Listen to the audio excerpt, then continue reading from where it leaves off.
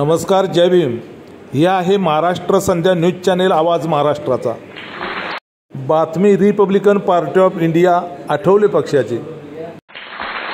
नमस्कार, जय भीम.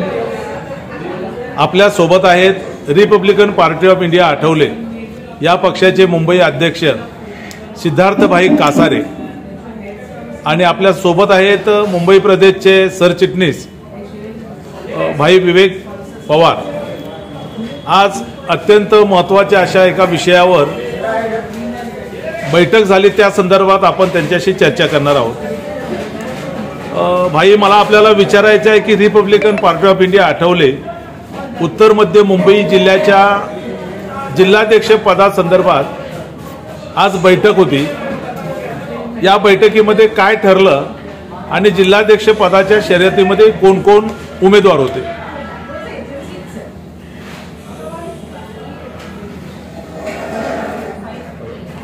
मी बोलू? पुणे बोला. Republican party of India Athawale या पक्षाच्या उत्तर मध्य मुंबई जिल्ह्याच्या अध्यक्षपदासाठी उत्सुक उमेदवारांची आज मुलाखत होती आणि विशेष म्हणजे या मुलाखतीसाठी मुंबई प्रदेशचे अध्यक्ष सन्मान्य सिद्धार्थभाई कासारे यांना आज पाचारण करण्यात आलं होतं. फार खेळीमेळीच्या वातावरणामध्ये चर्चा झाली, इंटरव्ह्यू झाली. वास्तविक पाहता संसदीय राजकारणामध्ये जिल्हाध्यक्ष हे पद फार महत्त्वाचं असतं. कारण तसं पाहिलं तर इकॉनॉमी बोला, थिंकिंगच्या बाबतीत बोला, सर्वच बाबतीमध्ये हे जिल्हाध्यक्षपद अतिशय महत्त्वाचं असल्यामुळं त्याला फार मोठं अनन्यसाधारण असं महत्त्व आहे आणि त्या अनुषंगानंच आज ही खेळमेळीच्या वातावरणामध्ये मुलाखतीचा कार्यक्रम झाला. आदरणीय सिद्धार्थभाई कासारे यांनी असे समर्पक प्रश्न विचारून कार्यकर्त्यांची मनं देखील जागृत केलेली आहेत आणि विशेष म्हणजे रिपब्लिकन पार्टी ऑफ इंडिया जो रामदासजी आठवले साहेबांच्या नेतृत्वाखाली चालतोय तो सर्वसामान्य समाजामध्ये, सर्वसामान्य जनतेमध्ये आणि प्रत्येक धर्मामध्ये कसा जाईल या अनुषंगाने विचारनियम करण्यात आला होता आणि त्या दृष्टीने एक रामदासजी आठवले साहेबांचं मुंबईत सर्व स्तरावर कामकाज पोचावं आणि बाबासाहेबांची थिंकिंग हे सर्व धर्मामध्ये पोचावी या बाबतीमध्ये आज विचारनियम करण्यात आलेला आहे. विशेष म्हणजे मी आज मुंबई प्रदेशचे अध्यक्ष भाई सिद्धार्थ कासारे यांचं हार्दिक अभिनंदन करतो, आभार व्यक्त करतो आणि ज्या उमेदवारांनी या मुलाखतीमध्ये भाग घेतला त्यांचे देखील मी पक्षाच्या वतीने, मुंबई प्रदेशच्या वतीने जाहीर आभार व्यक्त करतो. जय भीम. ज्या उमेदवारांनी या ठिकाणी मुलाखती दिल्या त्या उमेदवारांनी पहिल्यांदा समाधान व्यक्त केलंय की मुंबई प्रदेशचे सन्माननीय अध्यक्ष आणि सरचिटणीस यांनी मुलाखती घेऊन जे त्यांची मतं जाणून घेतली असं पहिल्यांदा घडलंय आणि त्यांनी याबद्दल समाधान व्यक्त केलंय. काय सांगाल? रिपब्लिकन पक्षाचे केंद्रीय मंत्री रामदासजी आठवले साहेब यांच्या नेतृत्वाखाली रिपब्लिकन पक्ष चालू आहे. बाबासाहेबांच्या विचाराचा खरा पक्ष केंद्रीय मंत्री आठवले साहेब चालवतात आणि ते काम करत असताना उत्तर मुंबईमध्ये, दक्षिण मध्य मुंबईमध्ये ज्या पद्धतीने जिल्हाध्यक्षपद रिक्त होतं, काही कालांतराने जिल्हाध्यक्षपदाला आपण हे केल्यामुळं जिल्हाध्यक्षपद ह्यासाठी गेल्या 2 महिन्यापासून चर्चा चालू होती आणि जिल्हाध्यक्षपद कुणाला भेटावं, काय कसं भेटावं त्यासाठी मुंबई प्रदेशचे आमचे सरचिटणीस विवेकजी पवार आणि मुंबई अध्यक्ष ह्या नात्यानं त्यांना आम्ही रिसर कळवलं होतं आणि आज त्यांच्या सगळे 7 इच्छुकचे 6 उमेदवार आहेत. त्या उमेदवारांची आपण चर्चा केली, त्यांचे आपण ज्या पद्धतीने कसं काम करू शकता आणि 6 जे लोक होते आज मुलाखतीला ते 6 चालू जिल्ह्याचे कार्यकर्ते हे प्रमुख होते.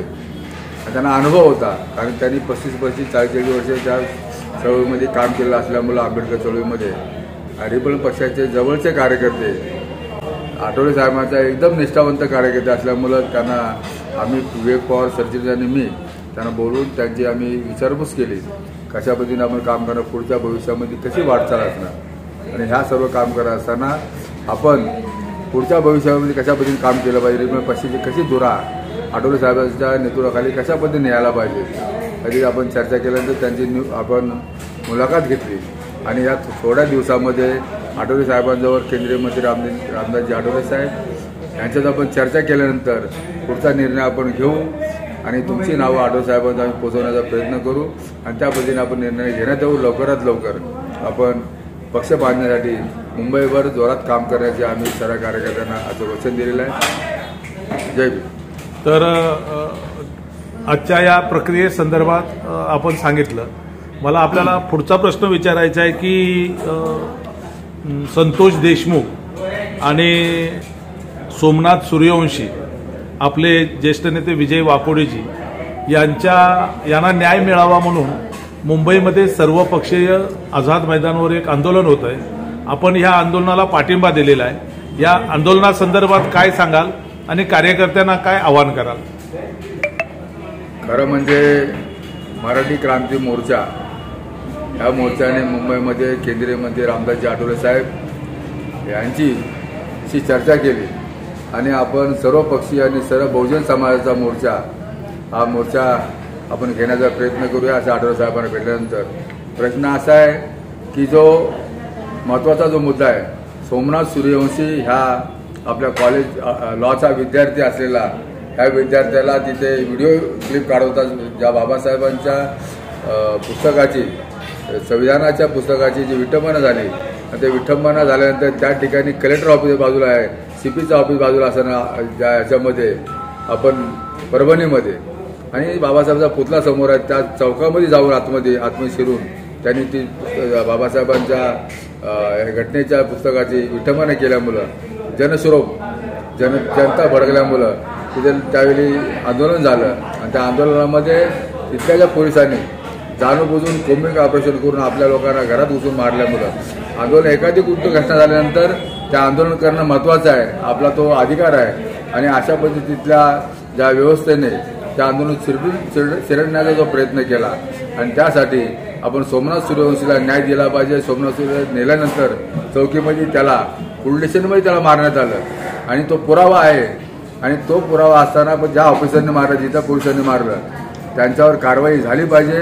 महिलांना ज्या पद्धतीने त्यांना घरात घुसून मारलेलं आहे त्या ऑफिसरवर कारवाई झाली पाहिजे आणि सोमनाथ सूर्यवंशी न्याय भेटला पाहिजे. दुसरा प्रसंग असा आहे की जे आमचे विजय वाकोडे जे आहेत पॅन्थरचे जे नेते होते मराठवाड्याचे परभणीचे, त्यांना पहिला आरोप बनवला. त्यांनी त्या सभेमध्ये सांगत होतं कलेक्टरच्या जिल्हा कलेक्टरच्या मिटिंगमध्ये की उद्या आठवले साहेब आणि प्रकाश बाळासाहेब आंबेडकर आणि आठवले साहेब आमचे नेते येणार आहेत, त्यावेळी तुम्हाला जाब विजू आम्हाला कशा पद्धतीने आम्हाला तुम्ही कोम्बिंग ऑपरेशन करून आमच्या घराघरात घुसून महिलांना मारताय. हे बोलल्यानंतर दुसऱ्या दिवशी ताबडतोब सूर्यवंशी सोमनाथ सूर्य वारले त्याच्या प्रेताला गेल्यानंतर विजय वाकोडे हे पॅन्थर नेते ते तिथून प्रेतावरून आलेल्या त्यांना ते प्रेताजवळ तिथे त्यांना अटॅक आला. त्यांनाही न्याय भेटला पाहिजे की त्यांच्यावर का एक नंबरचा आरोपी बनवून त्यांना मानसिक संतुलन त्यांचं बिघडवल्यामुळं त्यांच्यावरही कारवाई झाली पाहिजे. तिसरा प्रश्न असा आहे, संतोष देशमुख हे बीडमध्ये मसाजोग या ठिकाणी ज्या पद्धतीने त्यांची हत्या केलेली आहे, ह्या जो वाद आहे तो वाद अशा पद्धतीने त्यांना मारण्यात आलं. त्याला तिथल्या ज्या प्रस्तावित ज्या 7 ते 8 आरोपी पकडलेले आहेत त्या आरोपीवर कठोर मोका कायदा झाला पाहिजे. 302चा गुन्हा झाला पाहिजे. जो वाल्मिक कराड आहे त्याला खाली जो आरोप केलेला आहे की खंडणीचा आरोप आहे आणि दुसरा एक्स्ट्रोजनचा आरोप जो आहे त्यामुळे त्यांना मोका लावलेला आहे, पण त्याला 302चा गुन्हा झाला पाहिजे आणि संतोष देशमुख यांना न्याय भेटला पाहिजे. त्यांना त्यांच्या घरातल्या कुटुंबाला शासकीय याच्यामध्ये कोणातरी कामाला लावले पाहिजे. सोमनाथ सूर्यवंशी यांच्याही घरातल्या एखाद्या मुलांना एका शासकीय नोकरीमध्ये आणि त्यांना आर्थिक मदत केली पाहिजे. आणि विजय वाकोडे पॅन्थर नेते यांचं जे झालेलं आहे मानसिक याच्यामुळे खच्चीकरण केल्यामुळे त्यांचा तो दुर्दैवी मृत्यू झालेला आहे, त्यांच्याही घरातला सरकारी निवास याच्यामध्ये एक हे भेटलं पाहिजे. त्यासाठी मराठी क्रांती मोर्चा आणि बहुजन सर्व रिपब्लिक पक्ष आणि सर्व पक्षाच्या वतीनं 25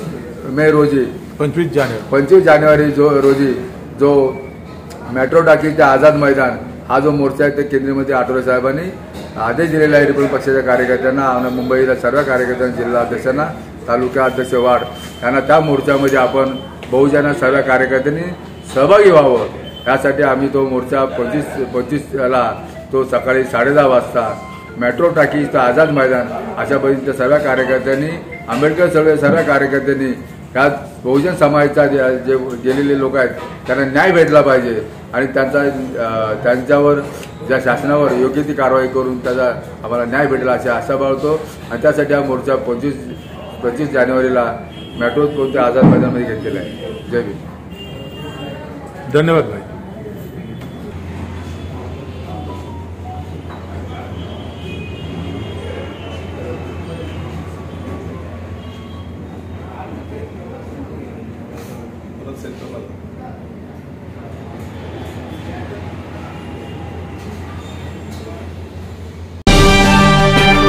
महाराष्ट्र संध्या न्यूज चॅनेल असेच नवनवे व्हिडिओ आपल्या मोबाईलवर पाहण्यासाठी चॅनेल सबस्क्राईब करा. धन्यवाद.